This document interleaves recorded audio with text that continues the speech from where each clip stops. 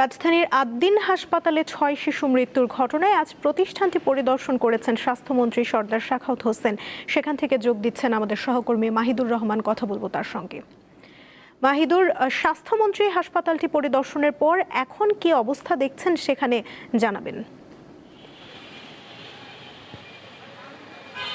জি সুমনা, গত বুধবারে আদ্দিন হসপিটালে যে ৬ নবজাতক শিশুর মৃত্যু হয়েছে সেই মৃত্যুকে কেন্দ্র করে কিন্তু যে তদন্ত কমিটির আজকে তদন্ত প্রতিবেদন জমা দেওয়ার কথা ছিল, তারই পরিপ্রেক্ষিতে কিন্তু আজকে স্বাস্থ্যমন্ত্রী সাখাওয়াত হোসেন বকুল তিনি কিন্তু স্বাস্থ্য অধিদপ্তরের কিছু কর্মকর্তা সহ আজকে এখানে পরিদর্শনে এসেছিলেন।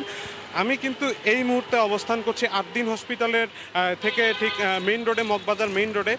এটির কারণ হিসেবে আমি বলি যে আজকে যখন তিনি পরিদর্শন করেন, এই পরিদর্শনে কিন্তু তিনি অনেক ধরনের অনিয়ম তার চোখে পড়ে। অর্থাৎ এই আদ্দিন হসপিটালের যে মেডিকেল কলেজ, এই মেডিকেল কলেজ ভবনের কিন্তু একদম টপ ফ্লোরে অর্থাৎ উপরতলায় কিন্তু একটি অবৈধ বিস্কুট ফ্যাক্টরি অর্থাৎ বেকারির খোঁজ তিনি পান এবং এখানে কিন্তু আরেকটি পানির স্তূপ, ফ্লোরে দুর্গন্ধযুক্ত পানির স্তূপ, যে জিনিসটা তিনি দেখতে পান এবং এটার জন্য তিনি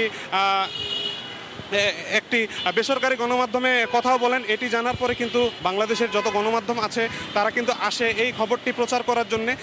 তারা আসার পরে গণমাধ্যম কর্মীদেরকে কিন্তু এখানে বিভিন্নভাবে হেনস্থা করা হয়েছে। কিছুক্ষণ আগে একটি উত্তেজনাকর পরিস্থিতি তৈরি হয়েছিল এই আদ্দিন হসপিটালের মধ্যে। আদ্দিন হসপিটালের যে স্টাফরা কিন্তু সকলে মিলে প্রতিহত করেছে এবং যখন গণমাধ্যম কর্মীরা এই হসপিটালের ওপরে তাদের নিউজ প্রচার করার জন্য যেতে যাচ্ছিল, তাদের কিন্তু প্রত্যেকটি প্রবেশপথই কিন্তু আটকে রাখা হয়েছিল। তারা বারবার করে জানাচ্ছিল যে যেহেতু এখানে